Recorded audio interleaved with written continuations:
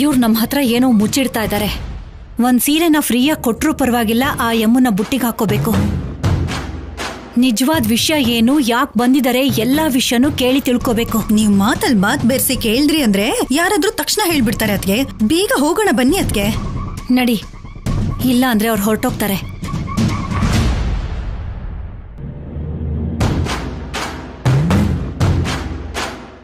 ಎಲ್ಲಿ ಅವರು?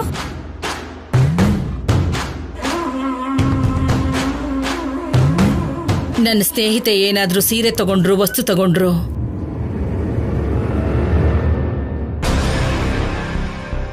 ಒಳ್ಳೆ ಮುಹೂರ್ತದಲ್ಲೇ ತಗೋತಾಳೆ. ನೀನ್ ತಗೊಂಡು ಬಂದಿದ್ದು ತಡ ಆಯ್ತು, ಅದಕ್ಕೆ ಒಳ್ಳೆ ಮುಹೂರ್ತ ದಾಟ್ ಹೋಗುತ್ತೆ ಅಂತ ಅನುಪಮ ಕೊಟ್ಟ ಸೀರೆನ ತಗೊಂಡು ಹೊರಟೋದ್ಲು. ಅಷ್ಟು ಬೇಗನಾ? ಹೋಗೋದಕ್ಕೆ ಎಷ್ಟೊತ್ತು ಬೇಕಾಗತ್ತೆ. ಆ ಸೀರೆನ ತಗೊಂಡು ಹೋಗಿ ಹುಷಾರಾಗಿ ಎತ್ತಿಡು. ಬಾಮ್ಮ.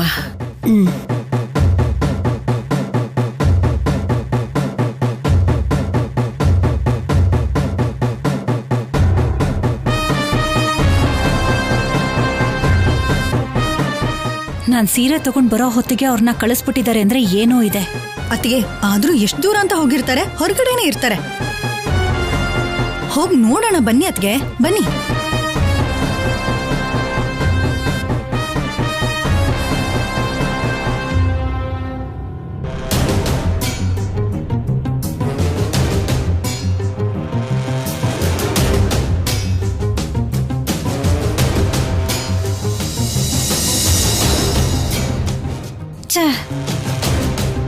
ಏನೋ ದೊಡ್ಡ ವಿಷಯನೇ ನಮ್ಮ ಹತ್ರ ಮುಚ್ಚಿಡ್ತಾ ಇದ್ದಾರೆ.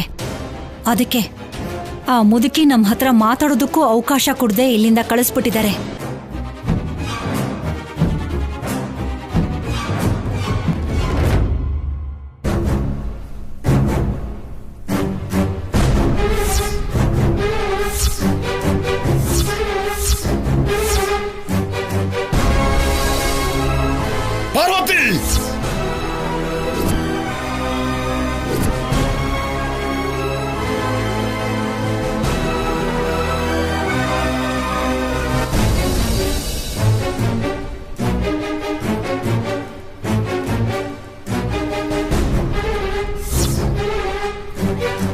ನನ್ನ ಮೇಲಿನ ಕೋಪಕ್ಕೆ ಊಟ ಬಿಟ್ರೆ ಹೇಗ್ರಿ? ಸ್ವಲ್ಪ ತಿನ್ನಿ, ಔಷಧಿ ತಗೋಬೇಕಲ್ವಾ? ಮನೆಗೆ ಬಂದ ವ್ಯಕ್ತಿನ ಮಾತಾಡ್ದೇನೆ ಹೇಗೆ ಕಳಿಸ್ತೀವಿ? ನಮ್ಮ ಮನೆವರೆಗೂ ಬಂದಿರೋ ವ್ಯಕ್ತಿಗೆ ಊಟ ಕೂಡ ಹಾಕ್ತೆ ಕಳಿಸೋದು ನಮಗ್ ಧರ್ಮನ?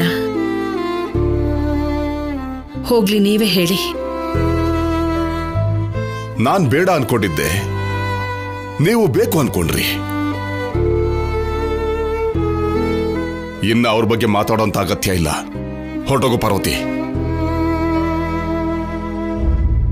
ಮನೆ ಒಳಗಡೆ ಅವಳನ್ನು ನೋಡ್ತಿದ್ದ ಹಾಗೆ ನನ್ನ ಹೊಟ್ಟೆ ತುಂಬ ಹೋಯ್ತು. ಅಪ್ಪ, ನೀವು ಹಾಕಿದ ಗೆರೆನ ನಾವ್ ಯಾವತ್ತೂ ದಾಟಿಲ್ಲಪ್ಪ. ನಿಮಗಿಷ್ಟ ಇಲ್ದಿರೋ ಕೆಲ್ಸನ ಅಮ್ಮ ಯಾವತ್ತೂ ಮಾಡಿಲ್ಲಪ್ಪ. ಈ ವಿಷಯದಲ್ಲಿ ನಿಮಗ್ ಬೇಸರ ಇದೆ ಅಂತಾನೆ ಇಷ್ಟು ದಿವಸ ಆದ್ರೂ ಕೂಡ ದೊಡ್ಡಮ್ಮನ ಕಣ್ಣೆತ್ತಿ ಕೂಡ ನೋಡ್ಲಿಲ್ಲ ಇವ್ರು. ಆದ್ರೆ ಇವತ್ತವರು ನಮ್ಮನ್ನ ನೋಡಕ್ ಬಂದಿದ್ದಕ್ಕೂ ಕಾರಣ ಇದೆಪ್ಪ. ಏನಂತ ಕಾರಣ? ಆ ವ್ಯಕ್ತಿನ ಭೇಟಿ ಮಾಡುವಂತ ಕಾರಣಗಳೇನಿದೆ? ನಿನ್ನ ಮದುವೆ ಸಮಯದಲ್ಲಿ ಬಂದಿದ್ಲು, ನಿನಗೆ ಏನೇನೋ ಮಾತಾಡಿದ್ಲು. ಅವಳು ಹಾಕಿದ ಆ ಶಾಪಗಳಿಂದನೇ ನಿನ್ನ ಜೀವನ ಹೀಗಾಗಿರೋದು. ಅವಳು ಅಂದಿರೋ ಮಾತು ನೀವು ಮರ್ತಿರಬಹುದು. ಈಗಲೂ ಆ ಮಾತುಗಳನ್ನ ನನಗೆ ಮರೆಯೋಕ್ಕಾಗ್ತಿಲ್ಲ. ಆ ವ್ಯಕ್ತಿ ಮಾತಾಡಿರೋ ಮಾತುಗಳಿಗೆ ನಿನ್ನ ಜೀವನ ಇಷ್ಟು ಕಷ್ಟ ಆಗಿದ್ದು. 4 ಜನ ನಿನಗೆ ಬೆರಳೆತ್ತಿ ತೋರಿಸೋ ಪರಿಸ್ಥಿತಿ ಬಂದಿದ್ದು ಅದೇ ಆಗಿರೋದು.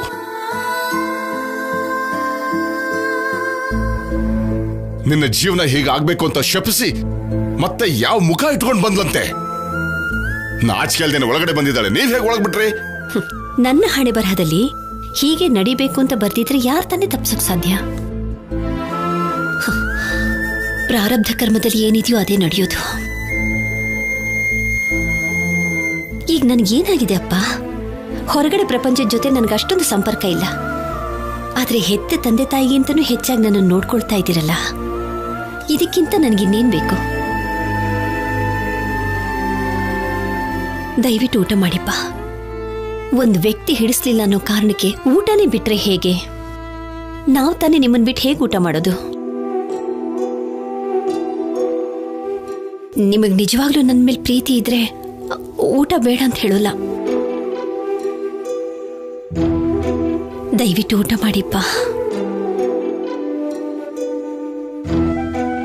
ನಿನ್ನ ಮೇಲೆ ನಾವಿಟ್ಟಿರೋ ಪ್ರೀತಿ ಸುಳ್ಳಲ್ಲಮ್ಮ.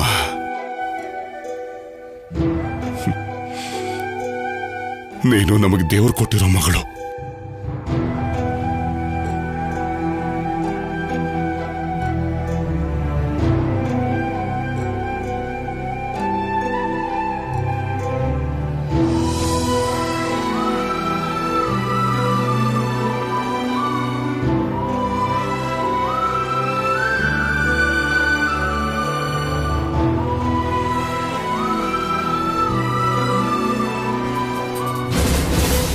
ಅಷ್ಟಕ್ಕೂ ನಿನ್ ಬಗ್ಗೆ ನೀನೇನ್ ಅನ್ಕೊಂಡಿದ್ಯಾ? ಇಲ್ಲಿ ಜಾಬ್ ಮಾಡೋದಿಕ್ ಬಂದಿದ್ಯಾ, ಇಲ್ಲ ಯೂನಿಫಾರ್ಮ್ ಹಾಕೊಂಡು ಬೀದಿನಲ್ಲಿ ಟೈಮ್ ಪಾಸ್ ಮಾಡಕ್ ಬಂದಿದ್ಯಾ? ನಿನ್ ಕೈಗೆ ಸಿಕ್ಕಿದ್ರು ಅವ್ರನ್ನ ಹಿಡಿದೇನೆ ಬಿಟ್ಟಿರೋ ನಿನ್ನನ್ನ ಏನಂತ ಅನ್ಬೇಕು? ನಾನ್ ನಿನ್ಗೆ ಹೇಳಿದ್ದು ಆ ಡೋಕ್ಲನ್ನ ಹಿಡ್ಕೊಂಡ್ ಬಾ ಅಂತ. ಅದನ್ನ ಬಿಟ್ಟು ನೀನ್ ಮಾಡಿರೋದೇನೋ. ನೀವ್ ಹೇಳಿದ್ ನನಗೆ ನೆನಪಿದೆ ಸರ್. ಕೈಗೆ ಸಿಕ್ದವನ್ನ ಬಿಡೋದಕ್ಕೆ ಇಷ್ಟ ಇಲ್ದೆ ಆ ಕಳ್ಳನ್ನ ಹಿಡಿಯೋದಕ್ಕೆ ನಾನು ಟ್ರೈ ಮಾಡ್ದೆ. ಮಾಡ್ತೀಯಾ ಪ್ರತಿ ಸಲನೂ ಬರೀ ಕತೆ ಹೇಳೋದ್ ಬಿಟ್ಟು ಬೇರೆ ಇನ್ನೇನ್ ಕೆಲಸನೂ ಮಾಡ್ತಿಲ್ಲ. ಒಬ್ರನ್ನಲ್ಲ, ಇಬ್ರನ್ನ ಮಿಸ್ ಮಾಡಿದ್ಯಾ. ನಾಳೆ ಖಂಡಿತ ಅವ್ರನ್ನ ಹಿಡಿತೀನಿ ಸರ್. ಇವತ್ತು ನನ್ ಡ್ಯೂಟಿ ಟೈಮ್ ಮುಗೀತು, ನಾನು ಹೋಗ್ಬೇಕು. ಏನ್ ಹೇಳ್ತಿದ್ಯಾ? ಹೋಗೋದು ಬರೋದು ನಿನ್ನಿಷ್ಟನಾ? ಒಂದು ಟೈಮ್ಗೆ ಡ್ಯೂಟಿ ಮುಗಿಯುತ್ತೆ ಅಲ್ವಾ ಸರ್, ಆ ಟೈಮ್ ಪ್ರಕಾರ ಹೋಗ್ತೀನಿ ಅಂತಿದ್ದೀನಿ. ನನಗೆ ಮನೇಲಿ ಕೆಲಸ ಇರುತ್ತೆ, ಸೊ ಹೋಗ್ಬೇಕು. ಸರಿ, ಹೋಗು. Thank you sir.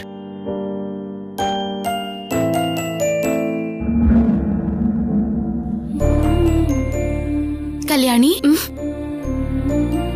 ನನ್ ಗಾಡಿ ಬೇಕಾ? ಬೇಡ, ನಾಳೆ ಬರ್ಬೇಕು ಅಂದ್ರೆ ನನ್ ಬೈಕಲ್ ಬರೋದೇ ಒಳ್ಳೇದು.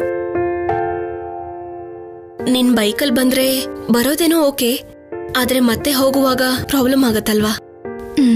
ಸರಿ.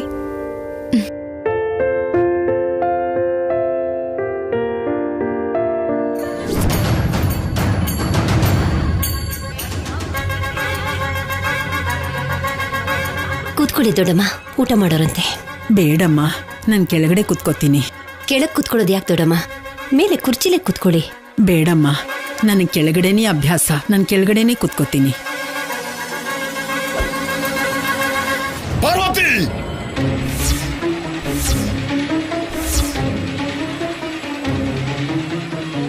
ಯಾರು ಇವಳನ್ನ ಒಳಗಡೆ ಬರಕ್ ಬಿಟ್ಟಿತ್ತು? ಇವಳ ನೆರಳು ಕೂಡ ಈ ಮನೆ ಒಳಗಡೆ ಬೀಳಬಾರ್ದು ಅನ್ಕೊಂಡಿದ್ದೆ. 15 ವರ್ಷದ ಹಿಂದೆನೆ ಮುಗ್ದೋಯ್ತು ಅನ್ಕೊಂಡಿದ್ದ ಸಂಬಂಧನ ಮತ್ತೆ ಒಂದ್ ಮಾಡ್ಬೇಕು ಅನ್ಕೊಂಡಿದ್ಯಾ? ಮನೆಗ್ ಬಂದವರು ಯಾರು ಏನು ಅಂತ ಯಾರು ಹೇಳ್ತಾ ಇಲ್ಲ.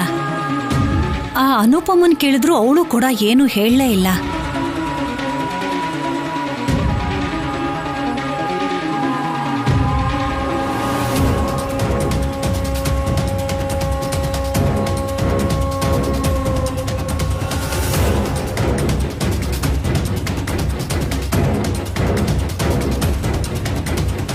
ಏ ಬಾಲಾಜಿ, ಬಾಯಿಲಿ.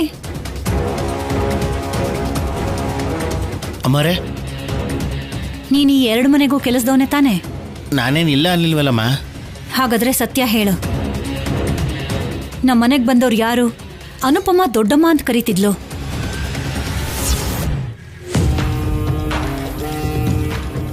ಕೇಳ್ತಾ ಇರೋದು ನಿನ್ನೆ ಕಣೋ. ಹೇಳು, ಯಾರವರು? ಯಾಕೆ ಬಂದಿದ್ದು? ಅನುಪಮಂಗೆ ಯಾವ ರೀತಿಲಿ ದೊಡ್ಡಮ್ಮ ಆಗ್ತಾರವರು? ಅದೇನೋನಮ್ಮ, ನನಗೆ ಗೊತ್ತಿಲ್ಲ. ಅವ್ರು ಯಾರು ಅಂತ ನಿಮಗೆ ಗೊತ್ತಿಲ್ಲದೆ ಇರೋವಾಗ ನನಗೆ ಹೇಗೆ ಗೊತ್ತಿರ್ತಾರಮ್ಮ?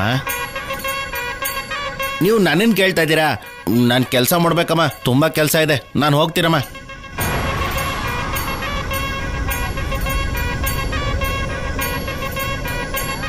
ನೋಡಿದ್ರ ಅದ್ಗೆ, ಅವನ್ ಕೂಡ ನಿಮ್ ಮಾತು ಕೇಳ್ದೇನೆ ಹೊರಟೋಗ್ತಿದ್ದಾನೆ.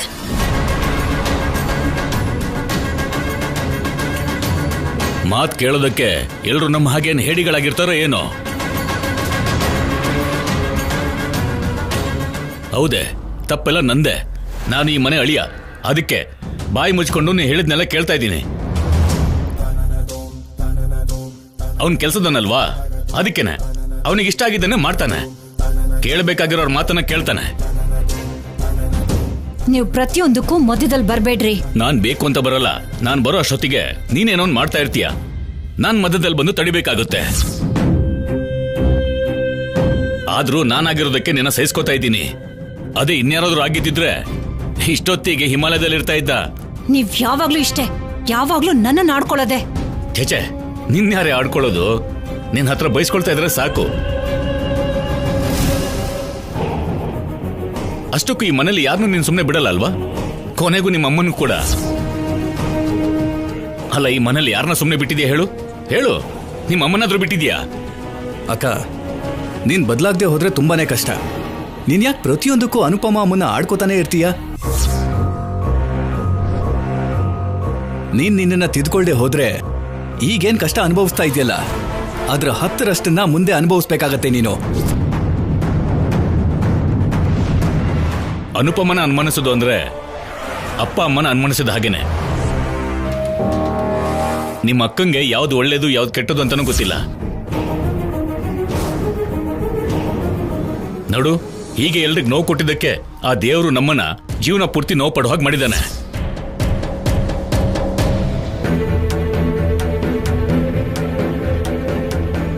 ಏನ್ರಿ ನಾನ್ ಮಾಡಿದ ತಪ್ಪು? ಏನ್ ಮಾಡಿದೆ ಅಂತ ನೀವ್ ಹೇಗ್ ಮಾತಾಡ್ತಾ ಇದ್ದೀರಾ? ನಾನು ಅನುಪಮನ್ನ ಈಗಲ್ಲ, ಯಾವತ್ತಿಗೂ ನಂಬಲ್ಲ. ಅಷ್ಟಕ್ಕೂ ಯಾರನ್ನೂ ನಂಬಲ್ಲ. ಅಲ್ಲ ರೀ, ಅವಳೇನೋ ದೇವತೆ ಅನ್ನೋ ಹಾಗೆ ಆಕಾಶದಿಂದ ಉದ್ರಿರೋಳ್ ತರ ಮಾತಾಡ್ತಿದ್ದೀರಲ್ಲ. ಏನೋ ನಮ್ಮಪ್ಪ ಅಮ್ಮ ಅವಳ ಪರ ವಹಿಸ್ಕೊಂಡ್ ಬಂದಿರೋದಿಕ್ಕೆ ಈ ಮನೇಲಿ ಜಾಗ ಅಂತ ಇದೆ. ಇಲ್ಲ ಅಂದಿದ್ರೆ ಅಷ್ಟೇ, ದಿಕ್ಕು ದೆಸೆ ಇಲ್ದೆ ಎಲ್ಲೋ ಒಂದ್ ಕಡೆ ಬಿದ್ದಿರ್ತಿದ್ಲು. ದಿಕ್ಕು ದೆಸೆ ಇಲ್ದೇನೆ ಎಲ್ಲೋ ಬಿದ್ದಿರೋದಕ್ಕೆ ಅನುಪಮ ಏನು ನಿನ್ನಂತವಳಲ್ಲ ಕಣೆ. ಅಂಥವ್ರ ಕಾಡ್ನಲ್ಲಿದ್ರು ಕೂಡ ಅವ್ರಿಗೆ ಅನ್ನ ಸಿಗುತ್ತೆ. ನೀವ್ ಎಲ್ಲದಕ್ಕೂ ಅನುಪಮಮ್ಮನೇ ವಹಿಸ್ಕೊಂಡ್ ಬರ್ತೀರಾ, ಆದ್ರೆ ಯಾವತ್ತೂ ನಮ್ಮ ಅತ್ಗೇನ್ ವಹಿಸ್ಕೊಂಡ್ ಯಾಕೆ ಬರಲ್ಲ? ಕೊಟ್ರ ಮುಖ ಒಡೆದೋಗ್ಬಿಡ್ಬೇಕು. ನೀನೇನೆ ಸಲಹೆ ಕೊಡ್ತಾ ಇದೀಯಾ? ನಿನಗ್ ಬಾಯಿ ಬಿಡ್ಬೇಡ ಅಂತ ಹೇಳಿದ್ದೆ ತಾನೇ? ಆದ್ರೂ ಯಾಕೆ ಪ್ರತಿಯೊಂದಕ್ಕೂ ನೀನ್ ಮೂಗ್ ತೋರಿಸ್ಕೊಂಡು ಬರ್ತಾ ಇದೀಯಾ? ನೀನೇನಾ ನಮ್ಮ ಅಕ್ಕನ್ ಕೆರಳಿಸಿದ್ದು? ಚೆನ್ನಿಕೃಷ್ಣ, ಬಿಟ್ಬಿಡು. ನಮ್ ಜಗಳನ ಅನುಪಮ ಕೇಳಿಸ್ಕೊಂಡ್ಲು ಅಂದ್ರೆ ಬೇಜಾರು ಮಾಡ್ಕೋತಾಳೆ. ಹಾಗನ್ಕೊಂಡೆ ಪ್ರತಿ ಸಲನೂ ಬಾಯಿ ಮುಚ್ಕೊಂಡಿರೋದು ನಾನು. ಇವಳೇನೋ ಇವಳಿಷ್ಟ ಬಂದಂಗೆ ಮಾತಾಡ್ತಾ ಇದ್ದಾಳೆ.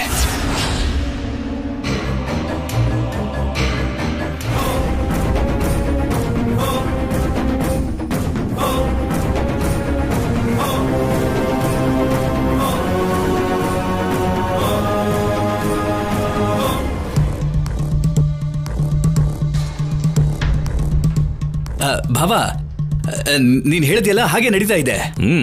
ನಾನು ಹೇಳ್ದಾಗೆ ನಡೆದೇನೆ ಇರುತ್ತಾ ಹೇಳು? ನೀವು ಮಾತಾಡಿದ್ದೆಲ್ಲ ಕೇಳಿಸ್ಕೊಂಡೆ. ಅಯ್ಯೋ, ಏನೂ ಇಲ್ಲಮ್ಮ, ಹೀಗೆ ಮನೆ ವಿಷಯ ಮಾತಾಡ್ತಾ ಇದ್ವಿ ಅಷ್ಟೇ. ಮಾತನ್ನ ಮುಚ್ಚಿಡೋ ಅವಶ್ಯಕತೆ ಇಲ್ಲ ಚಿನ್ನಿ. ನನ್ನ ಹಣೆ ಬರಹನೇ ಅಷ್ಟು. ನಾನು ಎಲ್ಲಿ ಹೋದ್ರೂ ಕೂಡ ಕಷ್ಟಗಳು ಅಟ್ಟಾಡಿಸ್ಕೊಂಡು ಬರುತ್ತೆ. ಕಷ್ಟಗಳೇನ್ ನಿನ್ನನ್ನು ಹುಡ್ಕೊಂಡ್ ಬರಲ್ಲಮ್ಮ, ನೀನೇ ಕಷ್ಟಗಳನ್ನ ಹುಡುಕೊಂಡು ಹೋಗ್ತೀಯ. ಹೇಗೆ ಅಂತ್ಯಾ? ನನ್ ಮಗಳ ಬದ್ಲಿಗೆ ನಾನು ಕೆಲಸ ಮಾಡ್ತೀನಿ ಅಂದ ಹಾಗೆ. ಅವಳೇನೋ ಆಚೆ ಹೋಗಿ ಕೆಲಸ ಮಾಡಿ ಉದ್ಧಾರ ಆಗ್ತಿದ್ದಾಳೆ. ಈಗ ಮನೆ ಕೆಲಸನ ಯಾರು ಮಾಡೋರು? ಅವಳು ಬದ್ಲಿಗೆ ನಾನು ಮಾಡ್ತೀನಿ ಅಂತ ದೊಡ್ಡ ದೊಡ್ಡ ಮಾತುಗಳಾಡಿದ್ಯಲ್ಲ. ಇಷ್ಟೊತ್ತಾದ್ರೂ ಯಾವ್ದಾದ್ರೂ ಒಂದು ಕೆಲಸ ಆದ್ರೂ ಮಾಡಿದ್ಯಾ? ಎಲ್ರೂ ದೇವತೆ ಅಂದ್ರು ಅನ್ನೋ ಕಾರಣಕ್ಕೆ ಹೋಗಿ ದೇವ್ರ ಪಕ್ಕ ಕೂತ್ಕೋತ್ಯಾ? ಮಾಡ್ತೀನಿ ದಮಯಂತಿ. ನನ್ನ ಮಗಳಿಗೋಸ್ಕರ ಯಾವ ಕೆಲಸ ಬೇಕಾದ್ರೂ ಮಾಡ್ತೀನಿ ನಾನು. ನನ್ನ ಮಗಳು ಕೆಲಸ ಮಾಡ್ತಿಲ್ವಲ್ಲ ಅಂತ ನೀನೇನ್ ಕೋಪ ಮಾಡ್ಕೊಳ್ಳೋ ಅವಶ್ಯಕತೆ ಇಲ್ಲ.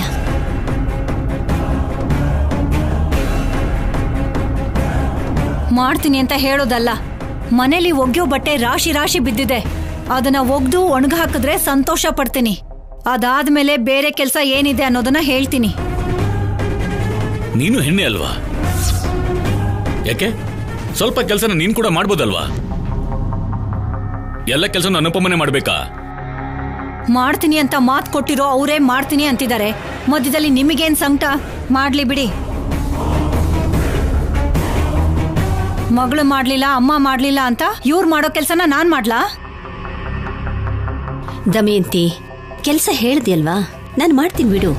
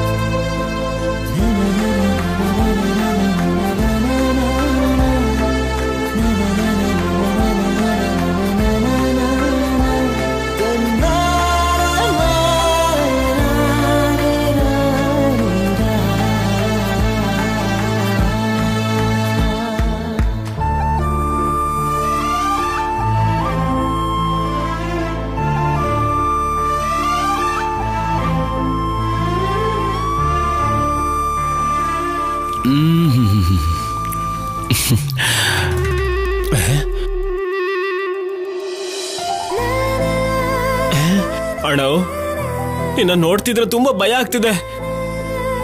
ಯಾಕೋ? ಹಗ್ಲುಗನ್ಸ್ ಕಂಡ್ಕೊಂಡು ನಿನ್ ಪಾಡಿಗೆ ನೀನೇ ನಗ್ತಿದ್ಯಾ, ಗಾಳಿಲಿ ಹಾಗೆ ತೇಲಾಡ್ತಿದ್ಯಾ. ಅಯ್ಯೋ ನಿನ್ನ, ಅವಳು ಮಧ್ಯದಲ್ಲಿ ನಿಂದೇನೋ. ಅವಳ? ಹಾ. ಎಲ್ಲಿದ್ದಾಳಣ್ಣ? ನನ್ನ ಕಣ್ಣಲ್ಲಿ ಆ ಪೊಲೀಸ್ ಹುಡುಗಿನೇ ಕಾಣಿಸ್ತಿದ್ದಾಳೆ ಕಣೋ. ನೋಡೋದಕ್ಕೆ ಸಖತ್ತಾಗಿದ್ದಾಳೆ. ಅಣ್ಣ, ಎಲ್ಲರೂ ಕಣ್ಣಲ್ಲಿ ಸಿನಿಮಾ ನೋಡ್ತಿದ್ರೆ ನೀನು ಕಣ್ಣೊಳಗೆ ಸಿನಿಮಾ ನೋಡ್ತಿದ್ಯಾ? ಕತ್ಲೆ ಆಯ್ತು ಅಂತ ಹೇಳಿದ್ರೆ ಆ ಕಣ್ಣಲ್ಲಿ ಫ್ಯೂಸೇ ಹೋಗುತ್ತೆ. ಮತ್ತ ಅವಾಗೇನ್ ಮಾಡ್ತೀಯಾ? ಕಣ್ಣು ಮುಚ್ಕೊಂಡು ನೆನೆಸ್ಕೊಂಡ್ರೆ ಕಣ್ ಮುಂದೆ ಇದ್ದ ಹಾಗೆ ಕಣೋ. ಅದಕ್ಕೆ ಫ್ಯೂಸ್ ಬೇಕಾಗಿಲ್ಲ, ಫ್ರೀ ಶೋ ಇದ್ದ ಹಾಗೆ. ಅಣ್ಣ, ನಿನಗೆ ಯಾಕೆ ಅರ್ಥ ಆಗ್ತಿಲ್ಲ ಅಣ್ಣ? ನಾನ್ ಬಂದು ಬೈಕ್ ಮೇಲೆ ಹತ್ತಿಸ್ಕೊಂಡಿದ್ದಕ್ಕೆ ಆ ಪೊಲೀಸ್ ಹತ್ರ ಮಿಸ್ ಆದೆ. ಅದೇ ಏನಾದ್ರೂ ಸಿಕ್ಕಾಕೊಂಡಿದ್ರೆ ಆ ಇಬ್ರು ಪೊಲೀಸರು ನಮಗ್ ಸರಿಯಾಗಿ ಹೊಡಿತಿದ್ರು ಅಣ್ಣ.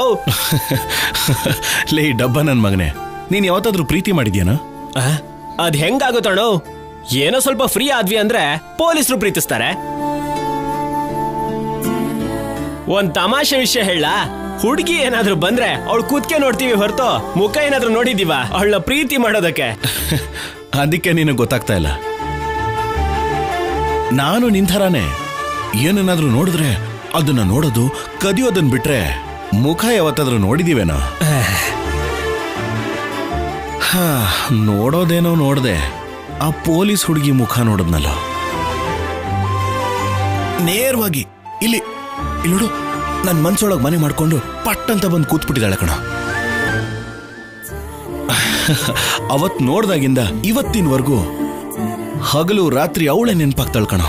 ನೀನೇನೋ ಪ್ರೀತಿ ಅಂತಿದ್ಯಾ, ಆ ಹುಡುಗಿ ಏನೋ ನಿನ್ನ ಹಿಡಿದು ಜೈಲಿಗೆ ಹಾಕ್ಬೇಕು ಅಂತ ನೋಡ್ತಿದ್ದಾಳೆ.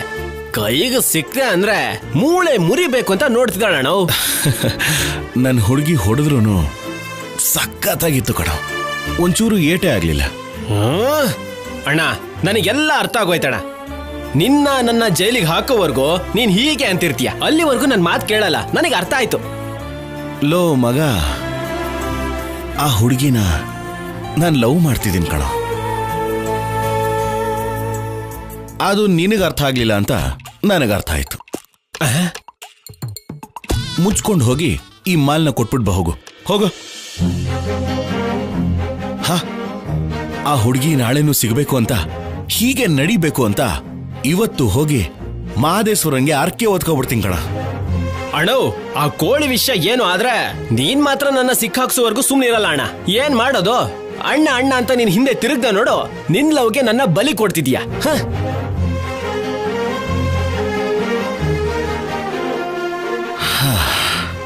ನಮ್ಮ ಕನಸನ್ನ ಮತ್ತೆ ಶುರು ಮಾಡೋಣ. ಆಹಾ